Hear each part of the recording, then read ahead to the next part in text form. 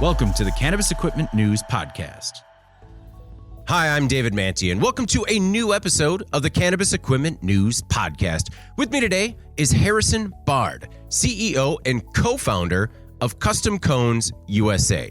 Thank you very much for joining me today, Harrison. Yeah, thanks for having me. Absolutely, man. Absolutely. It's my pleasure. Before we get started, please make sure to like, share, and subscribe to the podcast. You could also help us out a lot by leaving the podcast a positive review on whatever platform you use. If you want to email the podcast, you can reach any of us. And by any of us, I mean, well, pretty much just myself, at david@cannabisequipmentnews.com. I guess you could get producer Alex at cannabisequipmentnews.com, but probably best to just reach out to me. You can also subscribe to our daily newsletter. Make sure you get it delivered to your inbox first. Harrison, I like to start with a little bit of background, especially since you're a co-founder. How did you get involved? How did you first get involved in the cannabis industry? So I set off to be involved in the cannabis industry. It was something I always wanted to do. So when I took my first job after graduating college, I chose recreational state, Washington. And pretty much like every day at work, I was thinking of like, how can I quit and what business am I going to start? So I didn't know what exactly I was going to do, but I knew I would be in the cannabis industry. And then I met someone at work. I was at Amazon, and my co-founder, Frederick. Every day at lunch after work, we were just brainstorming like, what can we do to get out of here and get into the industry? We joined a bunch of networking events, meetups, but ultimately we had this idea to come up with a cannabis-derived blunt wrap and set off to make that happen. And then by learning about blunt wraps and paper science and making paper and then getting that into a producer processor in Washington, we became exposed to pre-rolls and cones. Eventually, we started multiple businesses because we had quit Amazon with no income. And so we're like, all right, let's just do this little side business, all cannabis related. And then Custom Cones USA started growing as the pre-roll category grew. And then we really helped bring more options to the pre-roll market. We helped bring more accessible machinery to get producer processors to make pre-rolls at scale, better quality, cheaper, with less labor. So we helped the pre-roll sector grow, and when we grew with it, as well as a bunch of great companies came in and shifted pre-rolls from being an afterthought to actually like a key product in the category. And like, it's been growing ever since. Why did you know that you always wanted to be in cannabis? I mean, I know I always wanted to be a entrepreneur, a business person, and just seeing everything turn recreational, it seemed like a once in a lifetime opportunity. Like, how often do you get exposure to a category that already has demand, pent up demand, and then all of a sudden the floodgates open up and now it's legal and you could make a business out of it. So I just remember watching Colorado and Washington legalize when I was in high school and knew I wanted to be part of that and you know, capture some of that demand. Do you still operate the other small businesses that you guys started, or did you sort of roll those all into Custom Cones USA? So everything's now rolled into Custom Cones USA. Some of the projects like the cannabis-derived blunt wrap is on hold. We do have a couple wheels spinning in the background of how we're able to make that product at scale, distribute it in either a state-by-state market, or how we get to do that once you're able to ship between states. But Custom Cones USA is definitely the main focus now. Okay. Is that why you kind of put a pin in the project, just because you'd essentially have to set up manufacturing in each state because it couldn't cross state lines? Yeah, in order to make the paper product at scale requires a lot of, heavy capital expenditure, a lot of custom equipment. And then depending on what scale you want to make it at, it could be in the millions of dollars of equipment range. And with that amount of money to produce a high quality paper product, you would have so much excess capacity for any given state that it just didn't make sense. So then we did figure out how to make it more on like a batch, handmade process. But the economics weren't quite there yet. And then Custom Cones USA, in terms of like selling pre-roll cones, blunt wraps, machines, and packaging, that started growing at a significant rate where we needed to put all of our attention towards that. Well, as you'd mentioned, you quit your jobs. You definitely took one heck of a risk. What were the early days at Custom like? So the original days was just, a few of us. We started in our living room at first. And the reason why the company's name is Custom Cones USA is because we only sold custom cones at the time. So we first started off only selling custom branded cones. We had nothing in stock. And then as people in the cannabis industry are operating on thin budgets, there's not that much forecasting, orders come in on a whim. So people were calling us and they were like, yeah, custom's cool, but like, what do you have like right now that I could buy?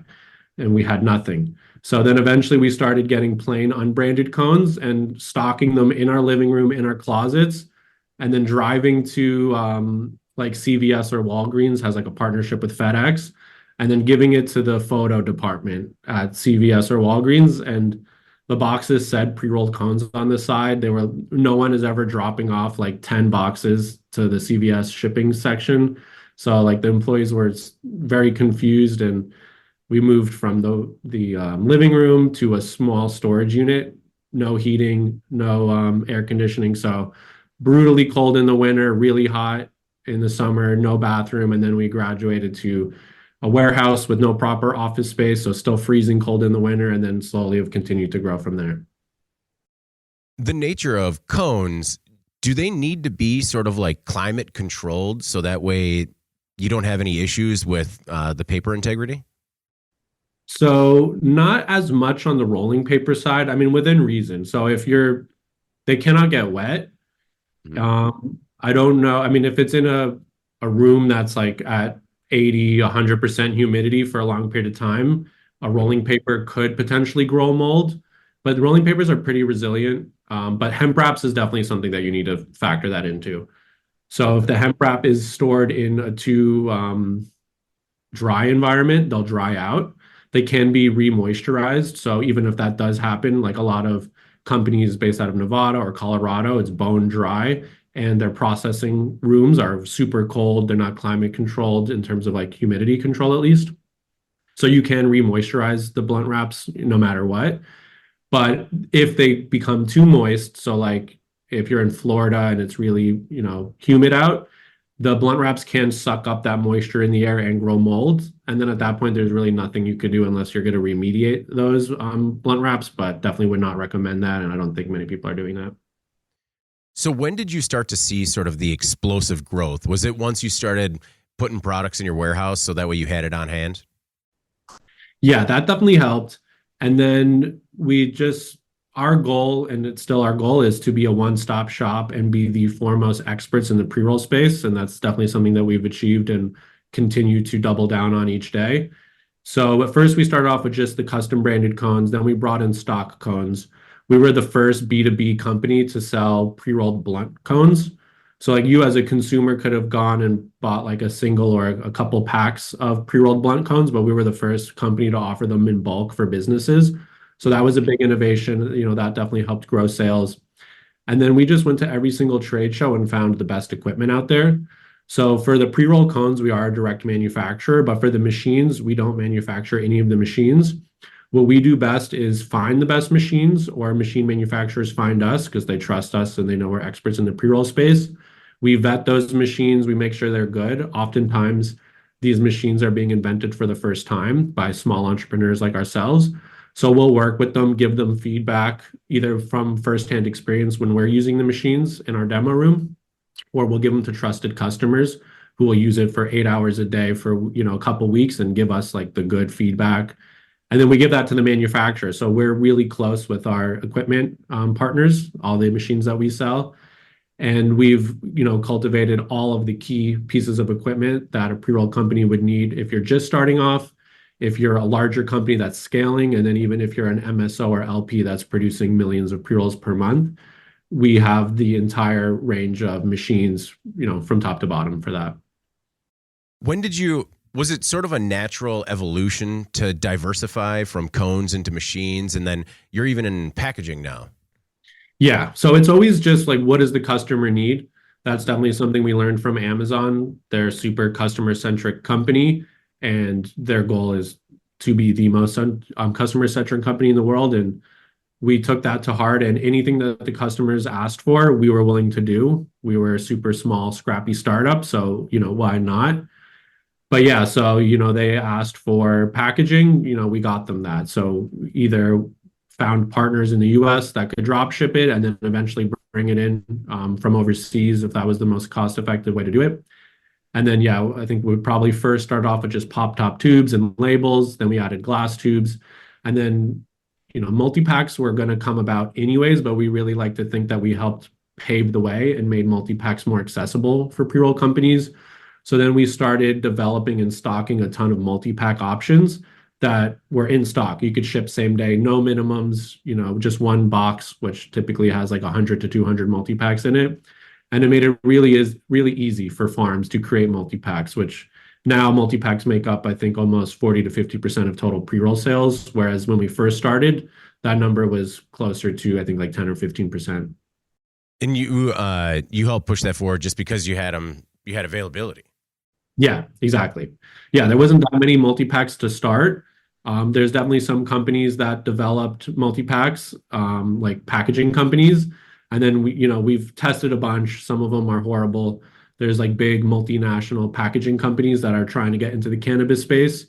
And you'd be surprised how they could spend hundreds of thousands of dollars developing unique packaging options, and they just don't work at all. They're not easy to label. They're not the right form factor. They don't hold the right size or number of pre-rolls. So we just like we do with the machines, we qualify that these are actually good items, and then we bring them into stock. And then there's also multi-packs that we've developed overseas and then have brought those in to keep in stock. How do you vet potential partners, both on the equipment side and like on the packaging side? Just because I feel like, there are so many options out there. And if you don't vet them in some way, you might wind up spinning your wheels a lot in QC. Yeah, I mean, we've definitely made mistakes. You just got to put the time in, and you have to be willing to do the work yourself. So, we're meeting with these machine manufacturers a lot of the times, pretty much every time we get them to send us a machine for us to test. So that's pretty much a bare minimum, is that they're going to supply us with a machine. If they're not willing to send us a machine to test for free, it's a red flag. They're not confident in their machine. And then we use it. So, we don't have access to commercial sizes of cannabis, but we'll get really nice, high quality, sticky hemp, and we'll grind it, we'll sift it, we'll pack it into cones, we'll run it through whatever machine it is, and we'll use it over and over again to teach ourselves how to do it. And then we create videos to teach our customers how to use it if that item's good. And then we really listen to our customers, and like the first couple customers, if they have issues, we'll immediately, compensate them, give them a refund, get the machine back, and give that feedback to the equipment manufacturer. And then a good partner listens to that. If a machine manufacturer is pushing back and like, that's a small issue, they don't care enough, or they don't understand how the item's going to be used. And then we at least try it, and then we cut it there and we move on. Yeah. How often are you kind of creating new relationships and severing old ones with partners? Is it every day? No, it's definitely not every day. There's not people inventing machines at that sort of pace, but definitely on any given year, we're launching a handful of new machines, and out of that handful, one or two don't end up working out, or they don't work out right away, and we have to give that machine manufacturer, significant feedback, and then the high quality ones take that feedback to heart, and they go to work and they make those improvements. And yeah, there's those things happen throughout the year and pretty regularly. So you obviously are motivated to keep growing and diversifying. What's your next target? So the next big thing for us is freshness in the pre-roll space. So that has something to do with how you manufacture the pre-rolls and how you package it. So the next big thing we're bringing to the market is humidors to not only take care of like the blunt wraps, like I said, during the manufacturing process, but also for storing pre-rolls once they're done being manufactured, as well as packaging options to help maintain freshness. So we have a line of humidors coming where you could keep the blunt cones right before production, make sure they're rehumidified. And then even if you take them out and like the employees go to lunch, they really should grab a new box and put the other half used one back in the humidor and let them reacclimate. Just a couple hours in like a really dry environment like Nevada is enough for you to want to, grab a fresh batch.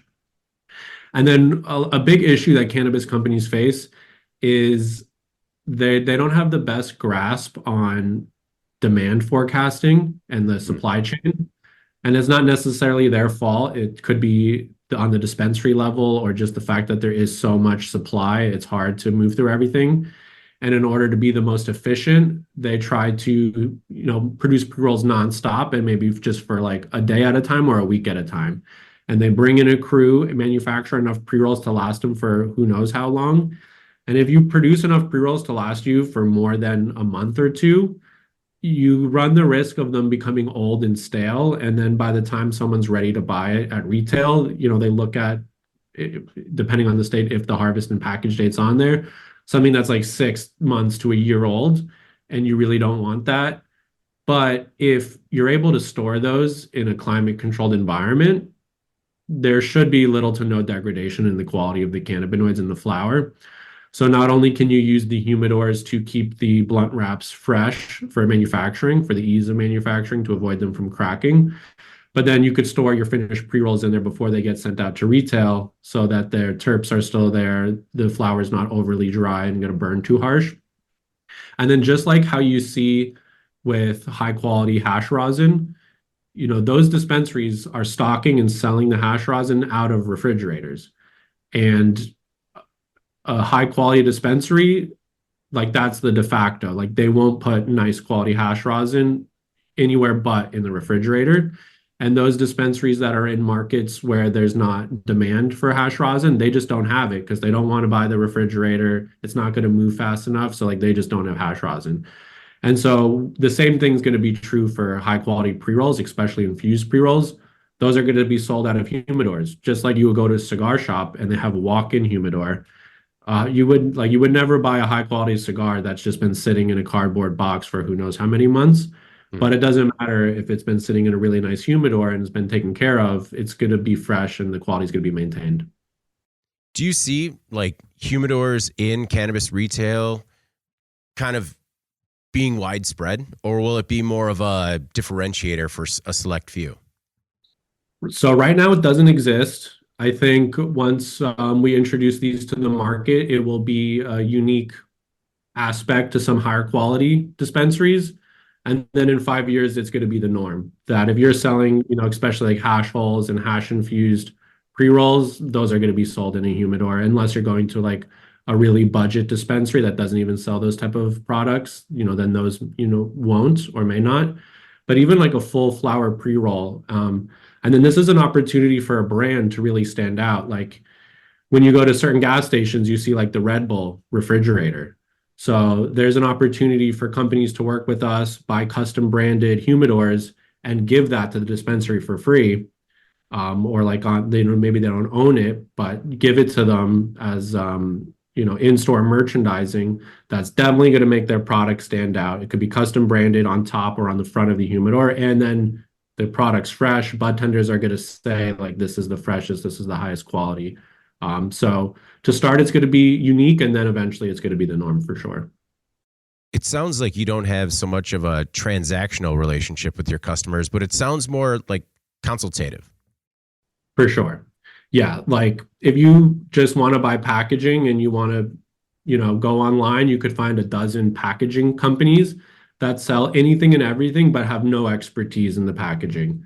You could get someone on the phone and they'll tell you how much it is, and they'll probably be able to read off the website and tell you like, certain specs, but they don't know much else beyond like how to check you out. When you call our team, like everyone is really deeply educated in the entire step of the pre-roll process. So oftentimes pre-roll companies maybe don't know what size cone they should use. Like, so they know they want to go to market with dog walker, or like they want to do like a 0.25 or a 0.35. They're like, what's the best cone? And then what machine do I use? And then potentially they come to us with issues like, I can't get this amount of flour into my cone. Like, what's the issue? And then so we could troubleshoot that. And there's a couple different factors. Like is it your grind size? Is it the moisture content? Is it the machine and how dense you're able to pack it? So yeah, we're able to troubleshoot all those issues, and our team like just has the expertise to ask the right questions where the customer wouldn't even know where to start. Do most of your customers, are they using equipment and automation, or do you still have a fair amount of customers that are still hand packing? So most people are using a machine. You could still potentially classify it as hand packing, but it would be a tabletop machine, like a Hmm. King Cone or a Knockbox. That is the most popular and the most widespread. There definitely are companies that are using automated pre-roll machines, and there's many companies that have invested in those, still use them, but oftentimes still use tabletop machinery for certain strains, especially if they're co-packers. There's certain companies that know the quality you can get in an automated pre-roll machine is tightly defined. And if the strain, if its optimal moisture content is above what that automated machine will take, or the particle size is above what that automated machine will take, or potentially they want to put it in a unique form factor, like a glass tip cone or a tube shape hemp wrap with a wood tip. It's difficult, not impossible, to get those to work on automated machines. And then just depending on how much you're going to produce on it dictates whether or not it makes sense to take that machine, offline, change out parts. Every hour of downtime on that automated machine is money wasted for that company if you're not running it at full efficiency. So yeah, I'd say probably still 80% of companies out there are using a combination of tabletop machines and then hand finishing on pre-roll manufacturing. You mentioned video tutorials and training that you offer on your website. You talk about being very customer centric and looking at Amazon's model. Are you trying to be the Amazon of cannabis? No, we're trying to be the premier pre-roll supply company in the space. Okay. So we're 100% focused on pre-rolls. If the packaging could be so we work with a bunch of companies and we help them start to finish on their pre-rolls, and then they're like, oh, can you also make this box for our gummies? Like, we could of course do that. But our focus is on pre-rolls from every step of the process, from grinding to sifting to packing into cones to infusing it. There's multiple different ways you can create infused pre-rolls. We want to help expand the category into the number of sizes of pre-rolls, the number of filter tips, the number of paper types, and then all of those combinations could be mixed and matched, creating, exponential amount of pre-roll SKUs. And then we want to help companies package them better, increase their branding. We do display solutions in terms of like POP displays. So we want to be maybe the Amazon of pre-rolls, but Amazon kind of, at least now, kind of is going in a direction where they're kind of selling anything and everything, and there's a lot of low quality garbage on Amazon, and everything that we sell is really vetted to be high quality. So maybe not like the best analogy. Understood. Understood. And I've definitely ordered some of those lower end items on Amazon. Just like, how do they even sell this? What's a POP display? So POP stands for point of purchase. Okay. And like a good example is maybe like 5 Hour Energy. You're at the gas station and they have like a little box, and they can come Okay. in different shapes and sizes. But essentially, it's a way to get your item right in front of the customer, right at the point of sale, to really help bring attention to your item and increase sell-through rate. Okay. Do you know the product breakdown between cones, machines, packaging? What are you selling more of these days? And where is demand surging and where is it maybe lagging? Yeah, so there's definitely a little bit of a lag on custom packaging and custom branding. At least over the past few months, or like, half a year to a year, certain markets have really taken a hit. California is really struggling, Colorado is struggling. A lot of states have reached a peak. There was a lot of cannabis tourism, and states like Colorado, where now like every state around them has medical or recreational. People aren't traveling there to buy cannabis anymore. So they reached an artificial peak because of that, and then plus also COVID, the stimulus checks and people had time off, that also created an artificial peak. So companies are hurting. Tax wise, there's still like 280Es financially, causing some strain on companies. So we've seen a lot of businesses pull back on custom branding. In one sense, it's financial. In the other sense, it's also an issue with demand forecasting and planning. Getting custom branded items requires, months of preparation and planning. And then even if you do that, if you sell out, there's nothing you could do. You can't get custom branded packaging immediately. So we're definitely seeing a shift away from custom branded into unbranded. And then where we're seeing demand grow is in the premium tipped products. So everyone's trying to differentiate and come out with higher quality pre-rolls, infused pre-rolls, and just stand out in general. So the glass, wood, and ceramic tip pre-rolls are getting really popular. And then we keep those in stock. They could still be custom branded. And then those comes in rolling paper, hemp wrap, cone shape, tube shape, and then, any combination of those variables. What do you think is making those premium tips so popular? It's really the surge in infused pre-rolls. Yeah. So Okay. I did we went to New Mexico, so I just looked at Arizona data because that was available at the time. And out of the top 200 best-selling pre-roll SKUs in Arizona, all 200 were infused pre-rolls. Wow. And we're seeing in certain markets, infused pre-roll sales are making up 50 or more percent of total pre-roll sales. So if you're a cannabis brand, or if you're a pre-roll, if you were selling pre-rolls and you're not currently selling an infused pre-roll, that's something you should get on right away. And if you're a cannabis company in general and you're thinking of like expanding into pre-rolls, an infused pre-roll is a perfect way to start. I could see a future where like 80% or more of all pre-rolls sold are infused to some degree, be it with just a little bit of kief, a little bit of like terpene extract to just add a little bit more flavor and potency. But that's definitely the shift.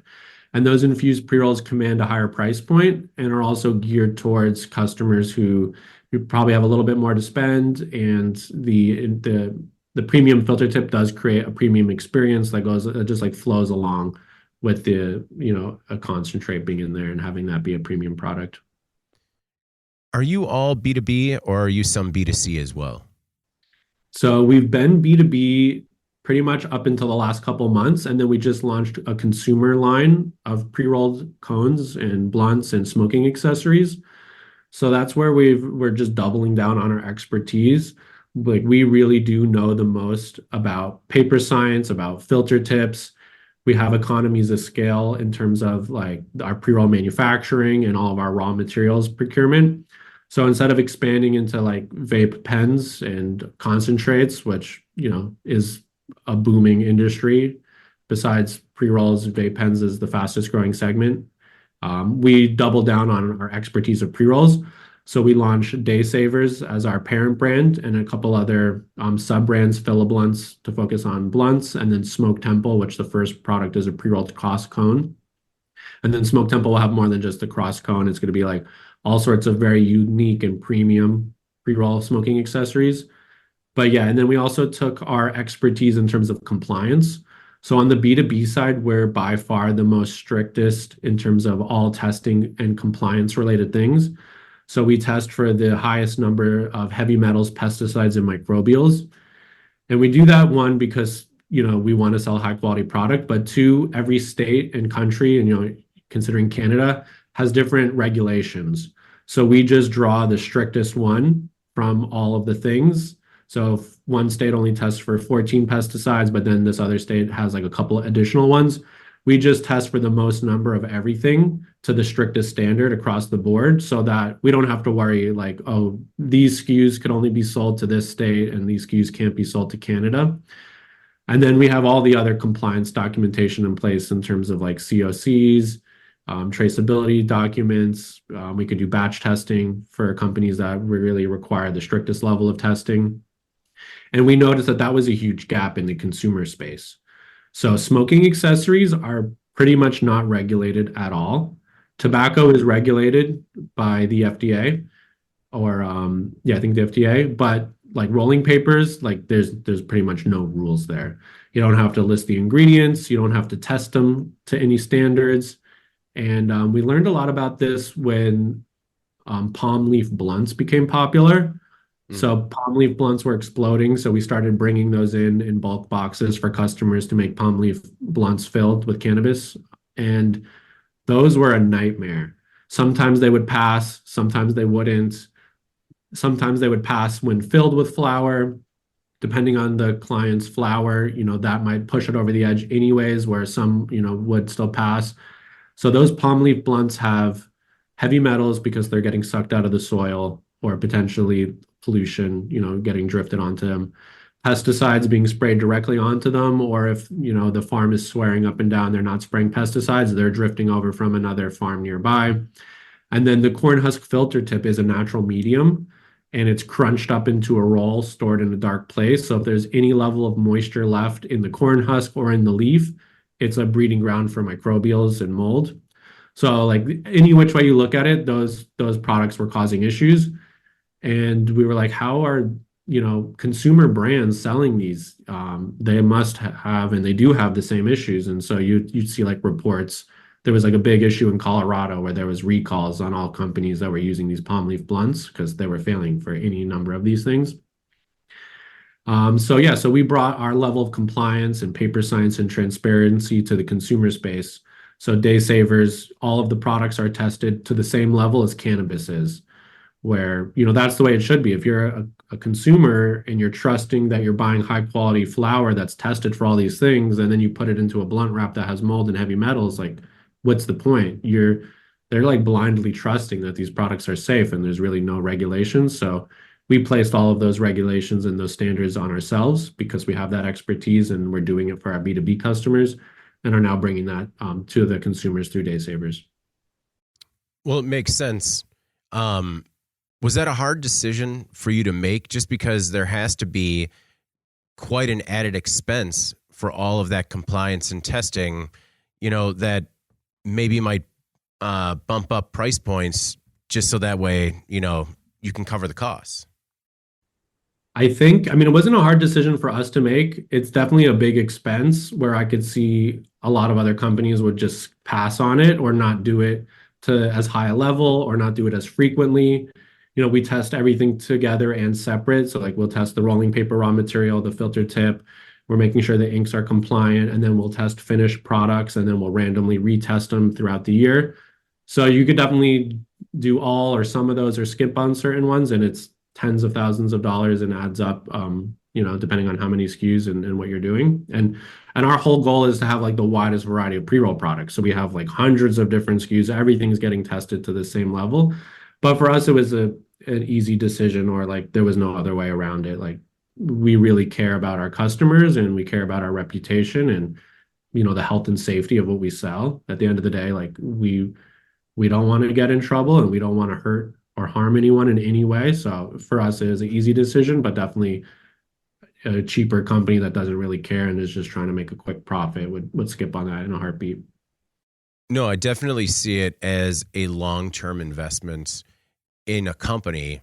And for me, that's a differentiator that if I'm looking to do business with somebody, that's an investment that tells me you're kind of in it for the long haul rather than just kind of not profiteering, but, trying to get paid now. Yeah. Yeah. And then like, again, it kind of goes back to your point of like, it's not just a transactional relationship. It's really like we're partners, like we're trying to help you scale. Our sales team isn't commissioned, so they're not going to try to sell you the biggest automated pre-roll machine because they can make a little bit more sales commission on it. We're trying to like understand what stage your business is at, what are your goals, what are your challenges, and how to help grow your company. And we have the knowledge of like what state you're in and what's compliant and what are the limitations. And so our compliance manager will tell them, like, especially in Missouri, it was really crazy. Like they made chromium such a low level that pretty much everything was failing. And so like our compliance manager was working hand in hand with every single Missouri company to figure out how do we create a paper product or what filter tip or what options are going to work to get passed in your state. So we're not just selling you something and then absolving ourselves of all responsibility and be like, that's up to you. It's definitely a partnership with our clients. Ever since you launched Day Savers and the B2C category, what has been the response? So people love it.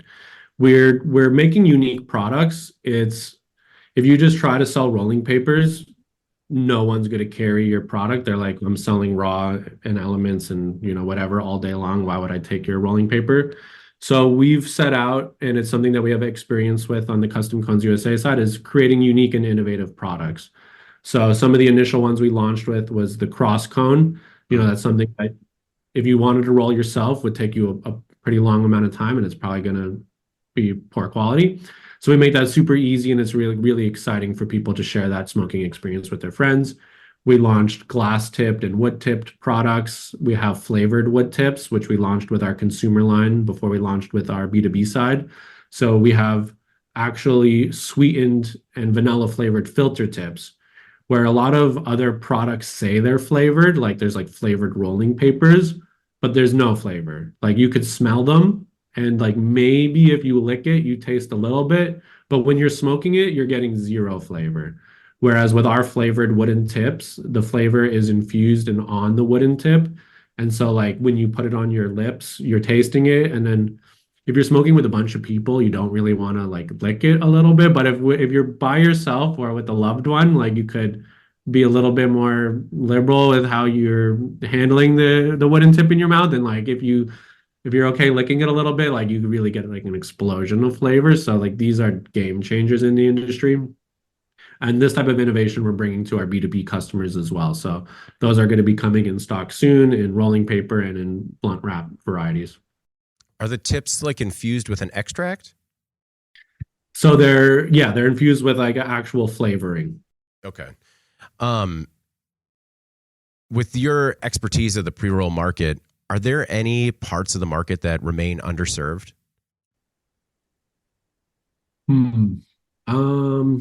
I mean, it's our goal to serve them. So if it's currently underserved, we're working to figure it out. So like the humidor and the freshness was definitely a problem that we heard and observed. Okay. And no one came to us with that solution or saying, I need this, but we understood what the problem was and we figured out what's the best way to address that. There's some issues with like loading the cones into machines.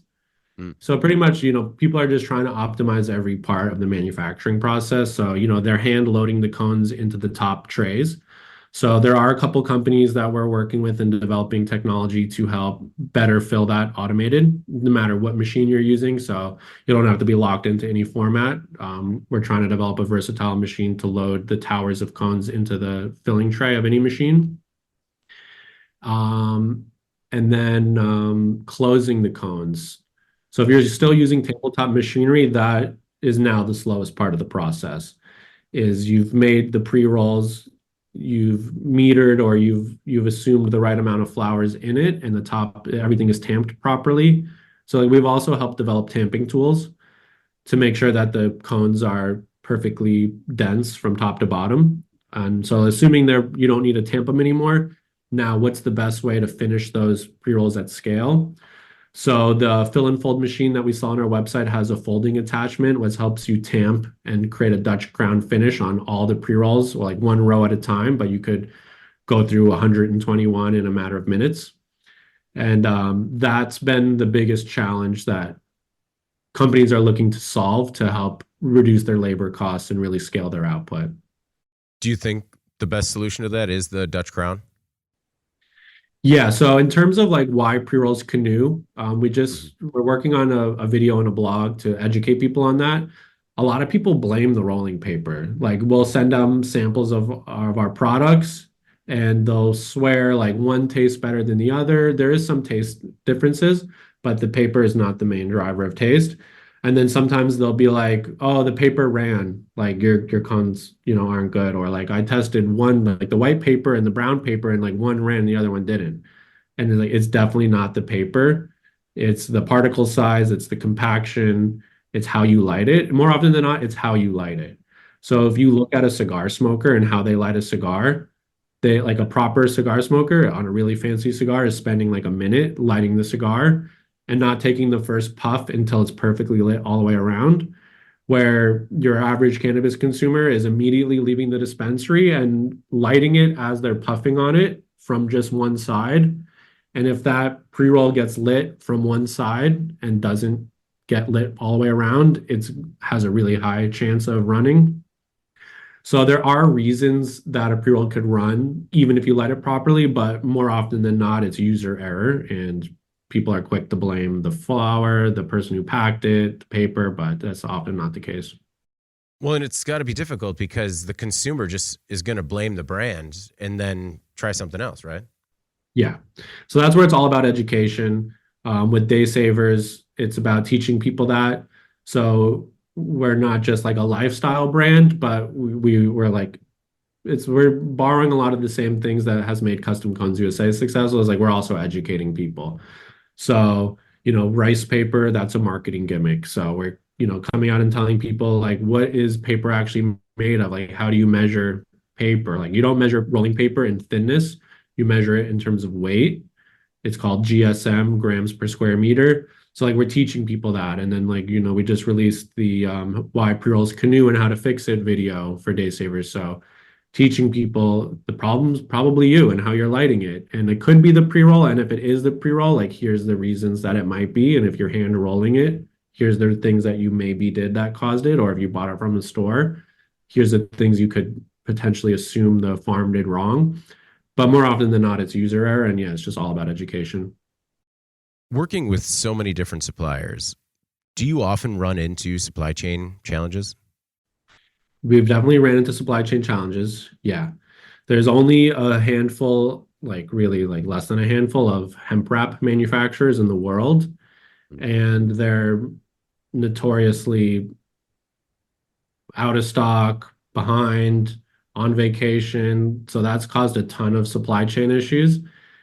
Same thing with packaging. A lot of packaging is sourced from China, and their child testing is either non-existent or potentially fake. If it's not tested in an American lab, you really run the risk of it just being like a fake lab, or just they're paying for a certification. Definitely, if you seeing companies saying they're ISO certified, like that's something that could easily be purchased if you're not getting that done by a professional, reputable organization, is BS. So yeah, there's a ton of supply chain or vendor qualification issues that we go through, but we have a whole team dedicated towards that. And typically, and definitely now that we have the consumer brands, anything new that we bring on, we first are testing on ourselves, and we bring in and we get samples of and we test on our consumer products and make sure that it's high quality before we bring it to our B2B customers who they're putting their whole reputation and they're placing larger orders and putting, hundreds of thousands of dollars worth of flour and oil into these products and packaging before getting it off to retail. So we test everything thoroughly, just like as we do on the machines, with ourselves on multiple rounds of samples before we'll bring it in and offer it to our customer base. Because you have such a deep knowledge base of the segment, do you find yourself still being surprised by consumer or your clients' needs or demands? I mean, we're always learning for sure. And I still keep contact with customers as much as I can, still doing sales calls. People reach out to me over LinkedIn asking for advice. Typically, they hear about us from podcasts. So hopefully, if you're listening to this and if you have any questions about starting or scaling your pre-roll process, feel free to DM me on LinkedIn and I'll get on a call with you and I'll help. Eventually, I'm going to hand you over to our sales team, but I still want to make sure that I'm helping and serving our customers and learning firsthand from them. Like, what are the challenges that they're going in? Like, we're not a cannabis processor and manufacturer, and we're not operating under the same legal and regulations that these companies are, and we're not in every state. So like, you have to learn from your customers. And so, yeah, we're always staying curious and learning and constantly being surprised by what's changing and what new laws pop up or what the next big consumer trend is. How come you're not in every state? Well, we sell in every state because we're a packaging company, Yeah. but like, we personally don't know what it's like to be a California operator versus Gotcha. operating in Missouri. And, we try to stay up to date on all the packaging. We definitely know the compliance regulations, and then we try to stay as up to date on packaging regulations. We always make the disclaimer, we're not a lawyer. So like, we cannot tell you if your labeling is 100% accurate, but like, we'll definitely guide you in the right direction. But yeah, we don't know the nuances of like, what a New York operator is going through and like how the legacy market is potentially eating into their market share or their profits. So that's what I meant by that. Gotcha. I'm pretty sure everyone knows that legacy market's eating into market share in New York right now still. But they're trying to fix it. And Working on it. California. Yeah, and everywhere else. Well, you kind of mentioned how people can get a hold of you, and I really appreciate you taking the time, man. But is there anything else that you want to share or anything in particular you want to make sure the Cannabis Equipment News audience knows about yourself or Custom Cones USA? So definitely you feel free to reach out to us anytime over any medium. You could DM me directly on LinkedIn. You could hit us up. We have a live chat. You can call us. You could email us. All that information's on our website at customconesusa.com. If you're a retail store or consumer and you're looking just for products for yourself, go to daysavers.com. If you want to buy in bulk, you could use a cheat code and go to Custom Cones USA and buy like bulk boxes of these things. But for the more manageable sizes, daysavers.com has all of the innovative products for more normal consumers. You don't need to buy it in like 1,000 or 800 pack. And yeah, we put all of our knowledge and information out on our YouTube and on our blog. So check out our website. There's a blog section. You could subscribe to our newsletter and you'll stay up to date on all the latest information and deals that we're running. And then definitely subscribe to our YouTube channel as well, where we push out a ton of really helpful and educational content.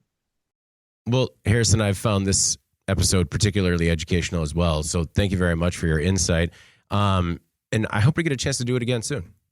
Yeah, for sure. I could spend, an hour talking about any part of the pre-roll process. So just about grinding and sifting, or just about pre-roll manufacturing. So happy to come on anytime and just get really deep into the details on any particular aspect of the manufacturing process or category of machines.